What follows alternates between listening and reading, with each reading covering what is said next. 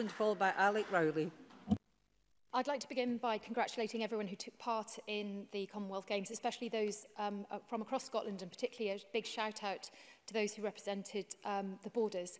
Deputy Presiding Officer, some may understand that sport only serves the elite physical specimens and that it can only be enjoyed by us mere mortals with a packet of crisps and a pint of beer or a glass of wine in front of the television.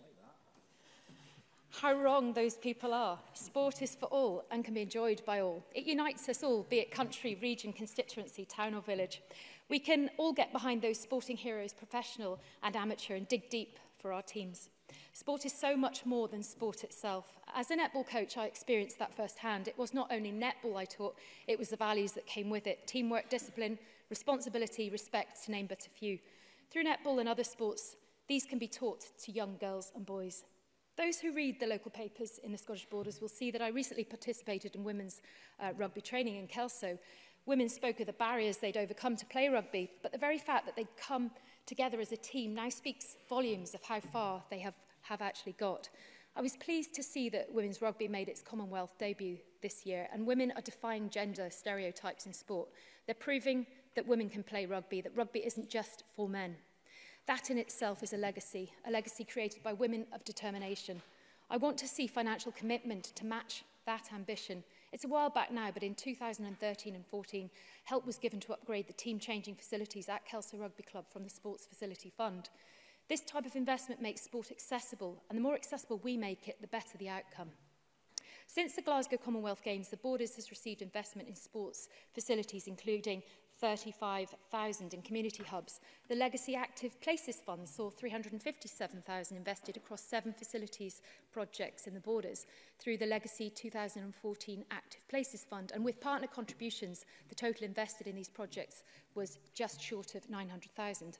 But overall, the Sports Scotland investment in the Scottish Borders has remained static. We need to look and explore whether certain sports are being neglected or whether funding is attributed to one sport considerably more than another. Ensuring all sports are accessible and no sport is left behind will increase physical activity in my own constituency and of course across Scotland. And frankly, we do need to look at ways to encourage active health. Scotland does have an obesity issue. It has one of the worst obesity records amongst OECD countries, and over a third of adults do not meet guidelines for moderate of vigorous physical activity. Also, 2/3 of adults in Scotland are overweight, including 29% who are obese. And that includes children as well, who are at risk of being overweight, including obesity. These are deeply concerning statistics, and let us not forget that obesity leads to diabetes, heart disease and other illnesses. It adds pressure on our NHS. An active, healthy lifestyle, not one as strenuous as professional athletes, but just 20 minutes of activity a day, a lunchtime walk, for example, is a preventative measure to help obesity. Do I have 4 minutes, Deputy Presiding Officer? Yeah, okay. That was your subtle 1-minute warning that appears to be very unsubtle. Thank you.